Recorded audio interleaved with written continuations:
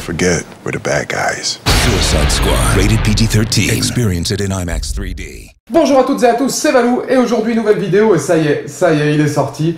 Et putain, je l'attendais, voilà, c'était peut-être le film que j'attendais le plus de l'année. Suicide Squad est sorti, réalisé par David Ayer, avec Will Smith, Jared Leto, Margot Robbie, Adewale Agbaye, un petit peu tout ce qui se fait de bien dans le cinéma d'ailleurs, et on nous promettait 2h10 de fun, 2h10 de délire, et 2h10 de quelque chose de totalement nouveau, saupoudré d'une bande-son exceptionnelle. Qu'en est-il alors? La réponse tout de suite. Alors, dans un premier temps, je voudrais juste revenir sur déjà le fait que les critiques américaines détruisent le film. On l'annonce comme pire que Batman v Superman, déjà d'où Batman v Superman est un mauvais film, ça c'est ce que j'aimerais bien comprendre, faudra m'expliquer à un moment donné, je veux bien qu'il y ait des zones d'ombre, je vous invite à regarder ma vidéo puisque j'en avais parlé. Et même en France, les critiques qui commencent à tomber depuis hier, avant-hier, déglinguent complètement le film. Ça va de la critique un petit peu aigrie qui visiblement n'a rien compris jusqu'à la critique un petit peu plus sensée, donc je vais pas revenir là-dessus, je veux juste vous donner la mienne. J'ai adoré Suicide Squad, j'ai beaucoup aimé, il y a quelques points dans lesquels je vais revenir dès le début de la vidéo qui m'ont posé problème sans spoil, mais globalement j'ai adoré, et avec Suicide Squad on voit le début, si vous voulez, du DC Cinematic Universe à mes yeux. Le fait que voilà, maintenant avec ce film là, dans la continuité de Batman v Superman, qui sera la continuité de Justice League qui sortira l'année prochaine ou dans 2 ans, on a quelque chose de plus adulte, si vous voulez, que ce que fait Marvel, mais en même temps quelque chose de complètement fun et qui, moi, me parle. Et c'est tout ce qui compte, finalement. Et en d'autres termes, Suicide Squad, ça représente exactement, si vous voulez, la différence que je fais entre Marvel et DC. Si vous voulez emmener vos enfants sans se prendre la tête, voilà, sans 1 kilo de pression, regardez des gens sympas qui de toute façon sont très sympas et vont rester sympas jusqu'à la fin, vous les emmenez chez Marvel. Si vous voulez quelque chose de plus adulte, avec des personnages un peu plus torturés, quitte à pas plaire, hein, évidemment, là vous allez chez DC. Et avant de parler des points positifs, je vais revenir sur les 2-3 points qui m'ont pas trop plu. Alors, en général, c'est souvent les défauts d'une qualité, hein, vous allez voir, parce que encore une fois, j'ai beaucoup aimé le film. La première chose que je n'ai pas trop appréciée, alors que je l'adore pourtant, c'est Will Smith. Pourquoi? Puisque j'ai l'impression que Will Smith a une telle aura aujourd'hui dans le monde du cinéma, et ça fait tellement longtemps qu'il se galère dans des films qui sont pas terribles, hein, ça fait un moment quand même qu'on n'a pas eu un grand film avec un grand Will Smith. Il campe un Deadshot qui est dans la première partie du film, et ça résonne un petit peu dans l'ensemble du Suicide Squad. De toute façon, la première partie est exceptionnelle. La fin, ça part un petit peu en cacahuète, au sens léger du terme, mais quand même, il y a beaucoup de choses qui m'ont moins plu sur la fin que vers le début. Deadshot, au début, est un personnage très intéressant, un personnage torturé, un personnage blagueur, exactement ce qu'on aurait aimé avoir, surtout qu'il est campé par Will Smith. Le problème, c'est qu'au fur et à mesure du film, Will Smith ne va plus jouer Deadshot, c'est Will Smith qui va jouer Will Smith, et on ne voit plus Deadshot. C'est une des premières choses que voilà, j'ai trouvé un peu dommage, surtout que le temps d'antenne laissé à Will Smith, aussi bon soit-il, puisque ça reste quand même un très bon acteur, et le personnage de Deadshot est vraiment touchant, et c'est un film qui est touchant, l'air de rien, au travers de son fun un petit peu assumé. Il prend beaucoup de temps d'antenne aux autres, Killer Croc notamment, Captain Boomerang, même Flag, on le voit un peu moins, malgré lui. Je pense qu'il fait pas exprès, encore une fois, Will Smith, c'est peut-être l'un de mes acteurs préférés, peut-être dans mon top 5, voire dans mon top 10. L'un des autres aspects que je n'ai pas forcément apprécié, encore une fois, le défaut d'une qualité, c'est l'utilisation du Joker, dont je ne pourrais pas parler évidemment, mais si vous l'avez vu, vous comprendrez. Je n'ai pas trop compris l'intérêt d'avoir le Joker dans le film. D'un point de vue scénaristique, par rapport à l'histoire de base, il ne sert pas à grand chose. Mais d'un autre côté, voilà, Jared Leto va faire parler de lui. Le fait est que Suicide Squad, si les gens veulent aller le voir, c'est aussi en partie pour voir ce qu'est capable de faire le Joker, et surtout Jared Leto dans la peau du Joker. Mais c'est vrai que voilà, d'un côté, on l'a et il sert vraiment très bien pour expliquer les flashbacks et sa relation avec Harley Quinn.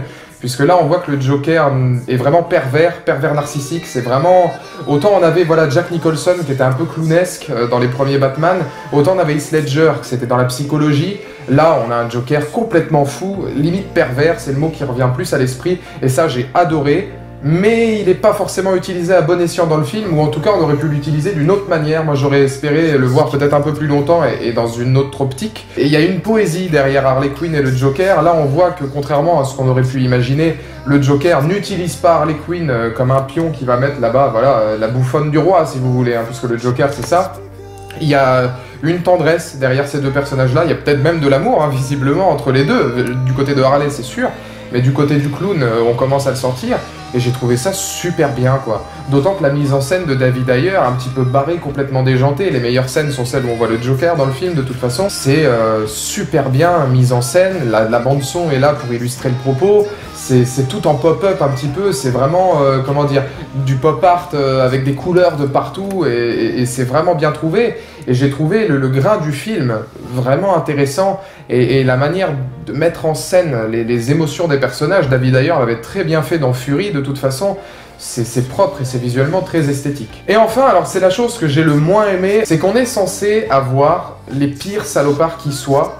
Et pour moi, un gars comme Deadshot, un gars comme Killer Croc, comme le Captain Boomerang, comme Harley Quinn, ne devrait penser qu'à eux. Pour moi, c'est des mecs qui forment une équipe un petit peu contraint et forcé pour un intérêt qui n'est pas commun, si ce n'est survivre, mais pour un intérêt qui leur est propre. Deadshot pour sauver sa fille, Killer Croc pour s'enfuir, Captain Boomerang pour se faire de la maille, Harley Quinn pour retrouver le Joker, etc.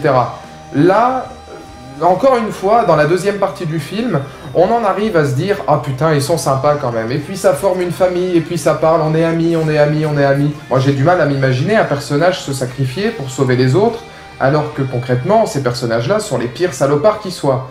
Et là, on en fait des mecs sympas, jusqu'à une scène finale, où je dirais rien de principe, mais où le Capitaine Flag, qui a quand même énormément de bisbilles avec Deadshot, finit par lui faire un câlin, où Deadshot lui dit « Non, non, bon, je comprends, hein, je t'aime bien aussi, mais je suis pas très câlin ». Alors que la scène, enfin, je veux dire, toute la situation du film ne dure finalement, la scène finale, que sur une journée, sur une nuit. J'ai du mal à me dire qu'en 2-3 heures, les personnages ont à ce point évolué pour devenir sympas et pour devenir tous poteaux. Wesh la famille, enfin, c'est vraiment un petit peu dommage. J'aurais préféré, voilà, qu'on reste dans le fun, parce que le film nous propose du fun, nous propose des super vilains. Les bandes annonces étaient vachement aguicheuses à ce niveau-là, et au final, on arrive sur des persos qui en deviennent presque attachants, voire sympathiques. Et c'est le seuil, si vous voulez, que je ne voulais pas. C'était la barre, voilà, le point de non-retour que je voulais pas. Je voulais pas que ces personnages-là deviennent sympathiques. Ou alors, qu'ils le deviennent, mais contraints et forcés, parce qu'on se dit, putain, c'est vraiment des putes, ces mecs-là, c'est pas possible. Mais ils nous enjaillent tellement qu'au final, on va être là devant la caméra à se dire, on peut que les aimer, même si on les déteste, on les aime. Là, le problème, c'est qu'on les aime parce qu'on a un Killer Croc qui finit par devenir, dans la première partie du film, quelque chose de très sombre et de très flippant. À la fin, c'est lui qui sort les vannes, quoi. C'est lui qui va terminer par sortir les vannes du film. On a un Captain Boomerang ultra blagueur, on a un Deadshot qui va prendre un petit peu sous son aile Harley Quinn. Et le reste, c'est positif, et je vais pas m'y éterniser, puisque finalement, c'est très fun. C'est une bande-son exceptionnelle. J'ai quand même lu certains commentaires disant... sinon les gars, on en parle du fait qu'on va nous sortir du Eminem, du Queen, du truc, du machin, du Lil Wayne, etc. Juste pour faire cool, hein, les gars, juste pour dire, regardez, on a une bonne bande-son. J'ai lu ça dans un commentaire sur les brouillons du cinéma que je vous invite pas à aller lire de toute façon. Hein. À un moment donné, soit t'acceptes qu'on te mette une bande-son géniale, puisque le développement des personnages et toute la présentation au début du film de chacun des personnages, tous les persos ont quasiment une musique qui leur est propre. Et pour moi, la musique, c'est quelque chose d'exceptionnel dans un film, voire peut-être même le plus important. Et là, savoir que tous les persos ont une illustration musicale, j'ai trouvé ça génial. Maintenant, si tu reproches quand même à un film, à un moment donné, d'avoir du Queen, du Lil Wayne, du Wiz Khalifa, du Eminem, enfin bref, tout ce qui se fait de bien, et encore, il y a du Black Sabbath, du Red Hot, etc. Si tu reproches ça à un film... va t'acheter un CD de Jul et dis-moi que c'est mieux. Enfin, je veux dire, comment on peut dire, aujourd'hui en 2016, la bande-son, vous avez vu, c'est juste pour faire cool. Non, la bande-son, elle est géniale, elle est cool, exactement comme les persos sont cool, à part à la fin du film, où voilà, comme je l'ai dit précédemment, ça part un peu en cacahuète et c'est un peu trop gentillet, peut-être un peu trop cucu, mais Jared Leto, il est incroyable, pour moi, ça a été une claque, il est pervers, il est sombre, il est glauque. Harley Quinn, Margot Robbie, je crois qu'elle s'éclate, c'est peut-être son rôle de prédilection depuis le Loup de Wall Street. Elle est dans son élément, et franchement, bah oui, Harley Quinn, si t'as joué aux jeux vidéo, si t'as lu les comics, si t'as vu les bandes dessinées et les séries télévisées qui passaient, c'est elle. Margot Robbie, c'est Harley Quinn, et c'est génial. À part Will Smith, donc du coup, qui fait plus du Will Smith que du Deadshot, même si au début, c'est quand même lui qui apporte le plus de fou rire, on est dans Captain Boomerang, tout ça, on est quand même dans un casting 5 étoiles. C'est un casting exceptionnel. Et moi, j'ai vraiment adoré ça. Et c'est fun. C'est fun. Ça ne l'est peut-être pas autant que ça le laissait paraître au début.